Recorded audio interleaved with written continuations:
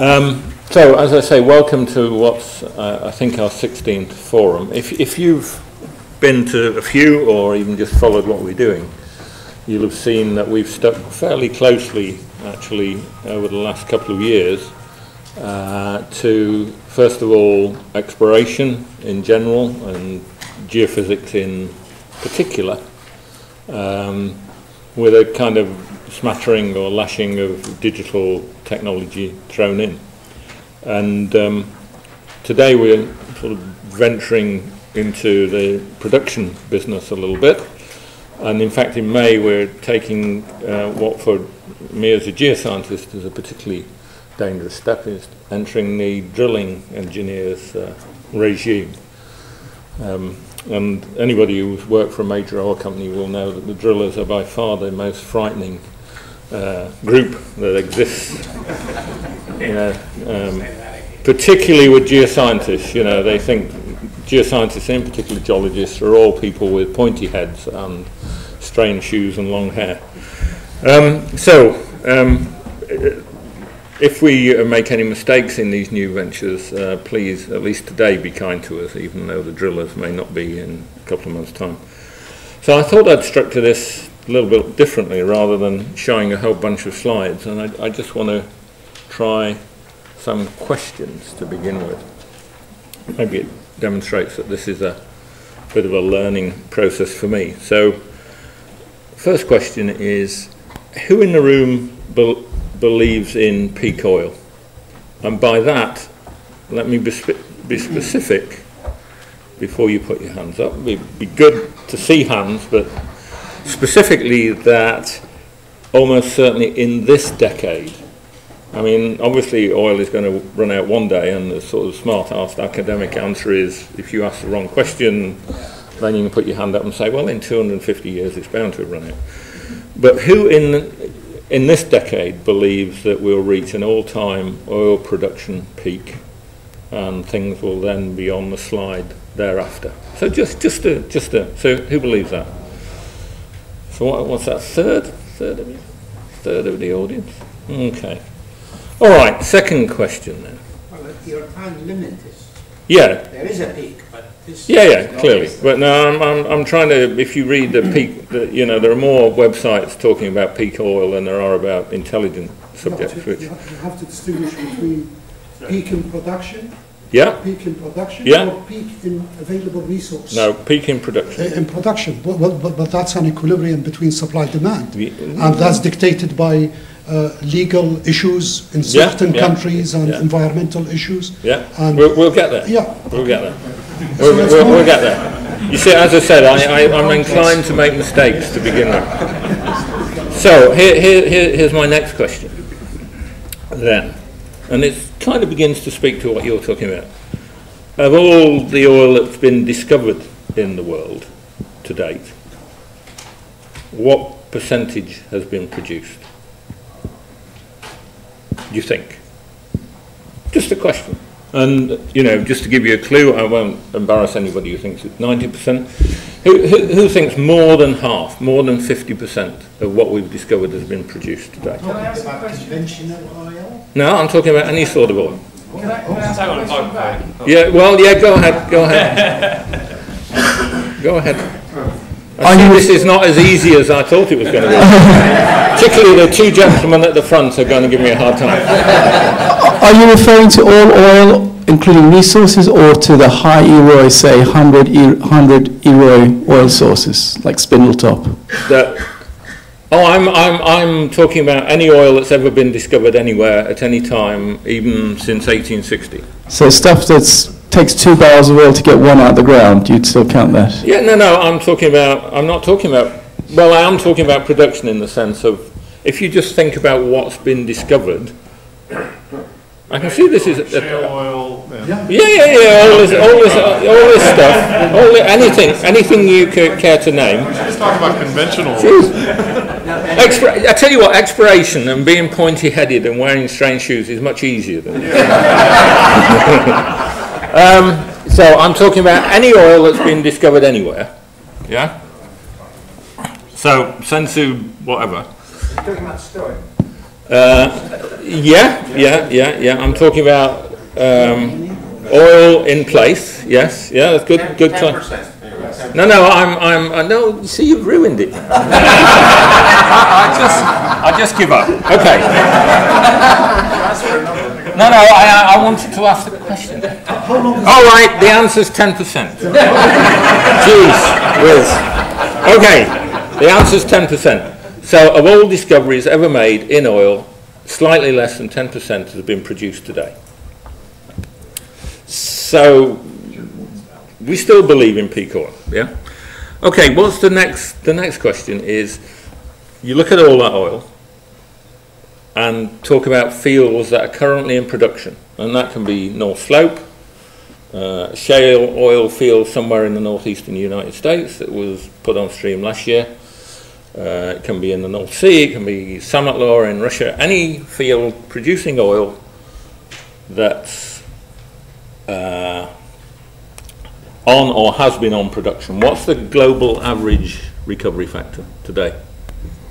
I.e., what percentage do we typically, if you look at the global average, we can talk about differences in a minute, but what's the recovery factor globally, average?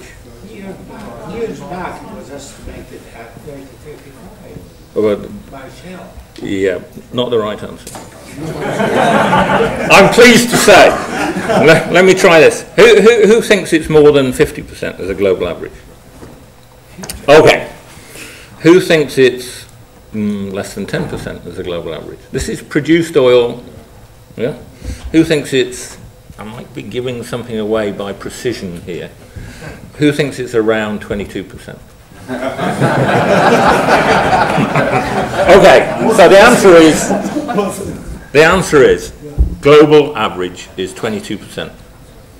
So this is not only are we talking about 10% of all STOIP, good qualification, but the number nowadays is believed to be about 20% as a global average. You get some fields, I mean Statfjord, Forties, Prudhoe Bay, above 50, well above 50. You get lots of Middle Eastern fields that are 10%. That's the reason I put those two numbers in there. So you've got a lot of stuff still to play with.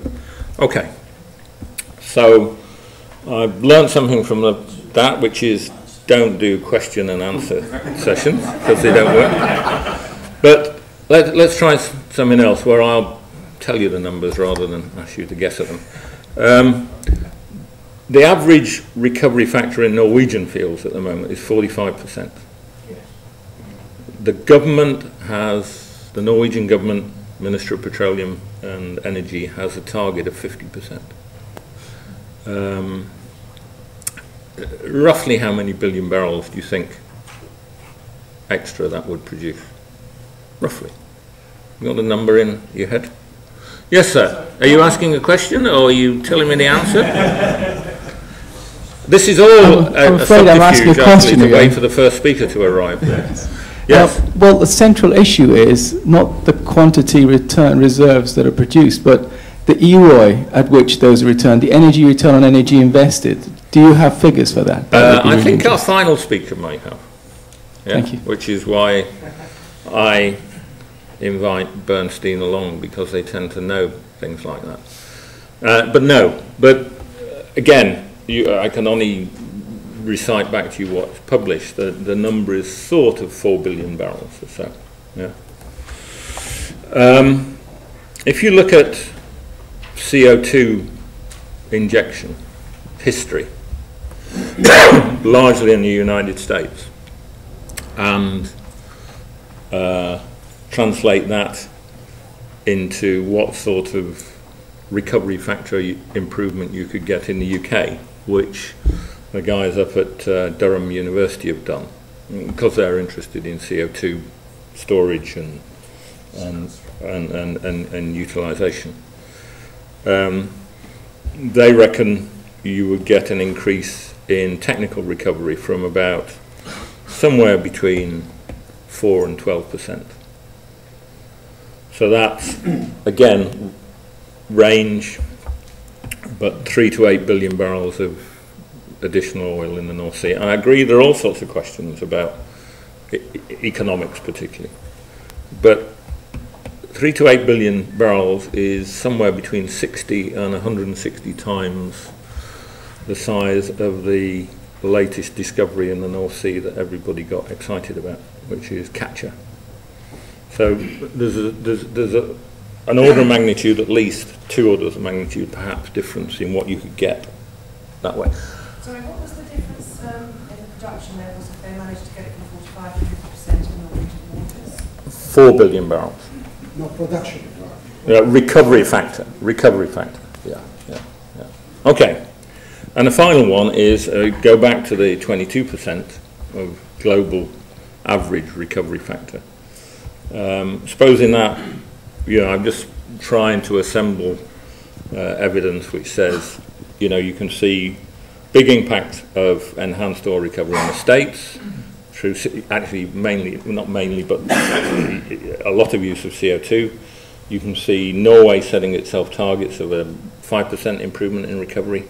You can see the potential for what would happen in the UK of 5 to 10%. So the thing that's not out of the question then is what would happen if you increase the global average from 22%, which we all rightly ascertained was the number we should be talking about, if you increased it by 1%.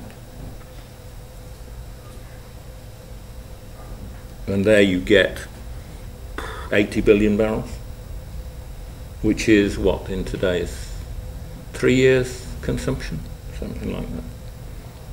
I know you don't accept it. I mean, actually, you get into this area and a lot. It's a much more contentious subject, actually, than anything to do with exploration, which is, as we know, very simple. The assumption of 10% recovery in the Middle East is far too low, impossible. I thought you said. I said some fields. Some fields. Some fields. In a sort of layman approach, the companies that operate we can't hear. I don't think your microphone is on, actually. What I'm saying, even if you take it from a layman point of view, you still can't be it's heard. the same companies that operate in the That's better. North Sea operate in the Middle East. I mean, it's an international oil industry. You cannot have that gap at all. In fact, I'm certain that BP, some 10 years ago, assessed the recovery at about 30 or 35%. I'm certain of that. Shell. BP assessed it. Yeah. About 10 years ago. Middle East, Iraq is the worst when it comes to technology because they have been under sanction and all this. They still think the recovery is more or less than 30%. You think the numbers? Very low. Your numbers are very low. Yeah, but what do you think the real number is? I would think perhaps, I agree to BP's assessment of around 30-35% worldwide, and North Sea has already gone beyond 50%, and I see no reason why globally. A few fields in the North Sea have gone beyond 50%. Yes, a few. Well, but some a lot reached of them 60. A lot of them are some stuck reached around 60%. 20. Well, some reached 60%, but globally, I would not be surprised if we should be aiming at 40%. At 40% globally. Yeah. Well, if you're talking about an increase of 15%, then. Well, I'm talking about from 30 to from 40, from 30 to 40%. Okay. That should not be a problem. Okay. The technology that I'm sure our lecturers will be talking about Sure, today is exactly. applicable to the Middle East as well. Yeah. Oh, could be. That's the whole point. It is. Yeah. If the average is 22, then some must be very much lower than that, and I would think that some must be a lot less than 10.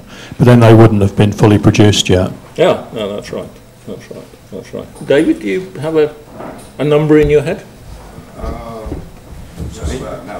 No. You've had so much conversation. Which number are you after?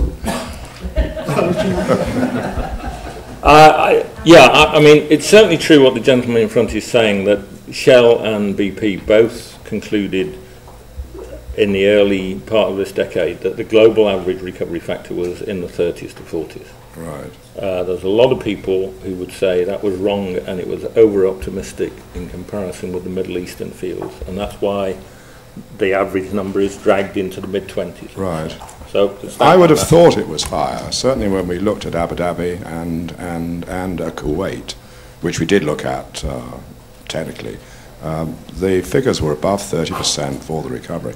I think the generic point, though, is there's so much oil discovered and not yet produced because we haven't got the production mechanisms right. So I think that's the point. I think you're making is we all get very excited about exploration, but in actual fact, if we could get more oil out of what's already been discovered, that's an awfully big prize. Yeah. And so that's part of this morning is to find out what are the techniques for doing that. Exactly. Let's take one more question and then we'll move on. And our first speaker's still not showed up. Doug is going to speak first. Anyway. Can I ask what it is about the Middle Eastern fields which makes percentage so low? They aren't sandstones, they're mainly yeah, it's the large number of carbonate fields. It's the type of reservoir. Yeah, and it's more difficult to get a very good sweep efficiency in a carbonate reservoir. May I add one simple reservation on what I said? I was talking about conventional oil, not all oil. Right. I must say that. Yeah, yeah. Okay. With that, I mean, the right point, of course, is, you know, there are a lot of technologies, a lot of these technologies are known that will help improve recoveries and production. There's a question about how to choose which ones to apply, and there's a question of whether these are likely to be economic. For example, I just sailed through saying CO2 injection could offer 4 or 5 billion barrels or more in the North Sea. There is a couple of investment banks who articulated recently that that will never ever be economic. How they reach the never ever is an interesting question. But so we're going to have